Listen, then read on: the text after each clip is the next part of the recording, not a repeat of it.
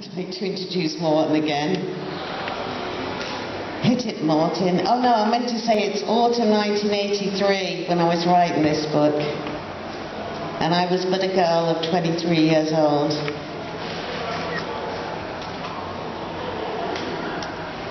Go on.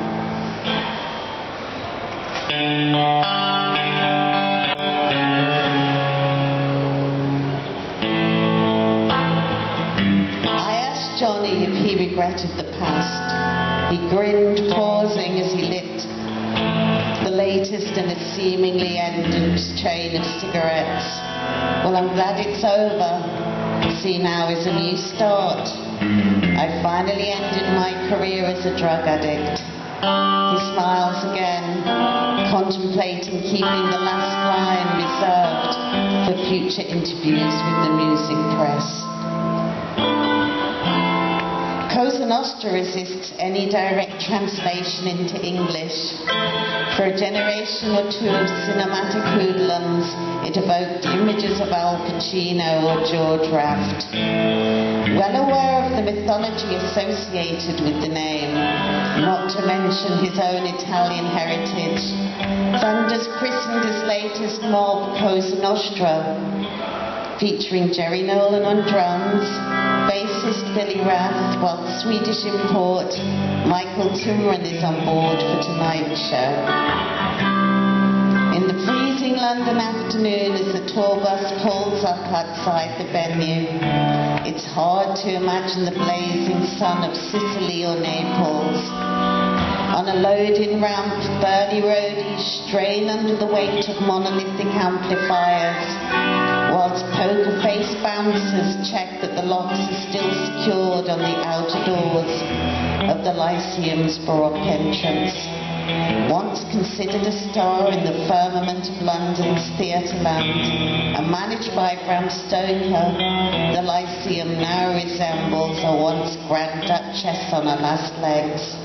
But it has a seeming appeal as a rock haunt.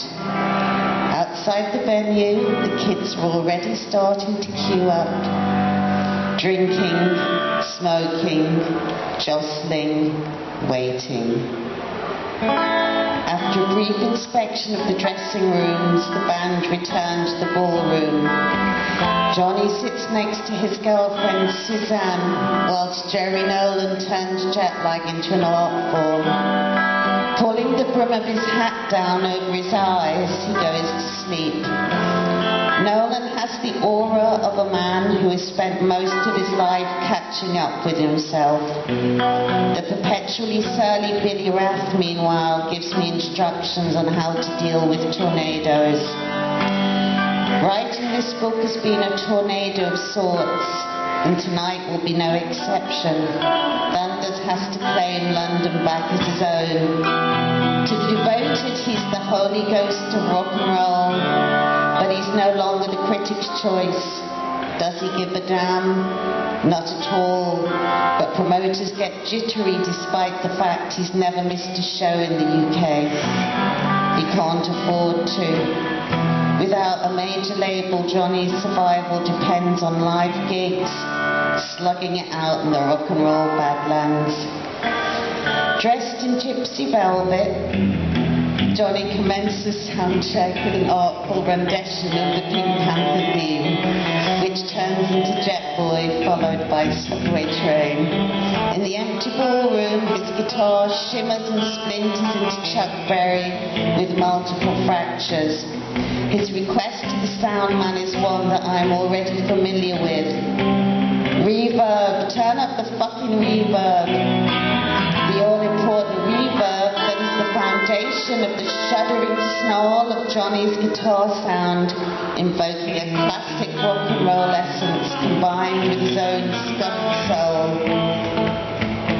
Out of the corner of my eye, I see the inimitable Jane County, tonight's support act, entering the ballroom.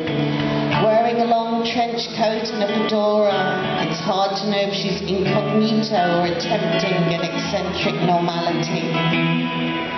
By showtime, Jane has metamorphosed into a silver Lurex ensemble. Kneeling under the spotlight, she bathed in the blood of rock and roll. There is a divine synchronicity, of course, Jane having shared the bill back in the far-off days when Thunders and Nolan had been New York Dolls and Jane had been Wayne. Upstairs in the dressing room, past is also meeting present. A mist of cigarette smoke accentuates the tension. Jerry Nolan is sprawled out on a ragged sofa, making it clear he's not in the mood for conversation by letting his presence build an effective wall around him. Ever the dandy, Johnny is putting the final touches to his appearance before a full-length mirror. He catches the reflection of Patty Paladin as she slips into the room late. Johnny half turns towards her to ask where she's been. Patty shrugs. My clutch went. Oft given to rhyme one-liners, he responds faster than a click of the fingers. Yeah? Sounds like one of them female things. When Thunder says plenty, which isn't too often, he is the most generous of hosts, and he encourages the parrot's youngest child to take whatever there is from the unusually ample rider. Leaving Patty to take her place in front of the mirror, he saunters over to speak to Peter Perrott, greeting Keith Richards' former amour, Anita Pallenberg on the way. There is in this room, with its fading grandeur, a sense of invisible aristocracy born not from privilege, but talent of the rarest kind. Wild stars and wayward, how rock and roll was meant to be, threatened promise. Downstairs in the ballroom, the capacity crowd start baying when the house lights abruptly dim. Thunders picks up his guitar and leads the band along the narrow corridor to the heart of the venue. The assembled well-wishers, including Steve Bater, Susie Sue and Dave Vanian, were there to pay their respects. Few have had as great an influence as Johnny Thunders and yet remain marginalised. And I would say that Johnny has remained marginalised at Rebellion this evening, and it was interesting to see that when there were males on the stage, this room was packed, but the one woman that's on tonight, the room is empty. But the crowd are his from the second he walks out on stage. Some knocks a bright spark, throws a syringe at Billy's feet. Flowers would have been nicer. Half an hour earlier, a couple of dealers, one dressed in black PVC, with makeup thicker than a Japanese hooker, have argued with Johnny's formidable new manager, Christopher. He has instructed the bouncers to keep trash away from the band, and they are escorted roughly from the area. An attempt to return is treated even more harshly. The set lasts for over 2 hours. Johnny Thunders paces himself like an expert. For someone for whom happiness doesn't come easily, he's obviously pleased with the night's strength, joking and cursing with the enraptured audience. During the traditional acoustic interlude, the crowd sing along to memory. Johnny appears mildly surprised by the devotion. Not one for sentimentality, he lets his guitar hang around his neck while he tries to buy a joint. Hey, nobody got a joint tonight? I would like a joint tonight, actually. I'd second Johnny's emotions. I don't need batteries for my fucking brain. Somebody gotta have a joint. I got a quid if you got a joint, Martin. Oh no! Right, Thunders ends negotiations by burping loudly into the microphone. Alright, I'd like to bring up my friend Peter Perrott.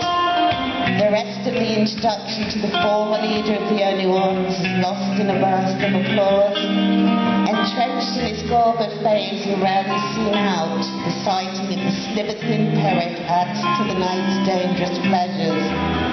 The audience pounds its collective feet loud enough to be heard above the elemental roar of Thunder's guitar. A nonchalant wave to the crowd during the closing bars of Pipeline signifies that Johnny's obviously aware that he ever lost London, he's just won it back. But not Blackpool, sadly.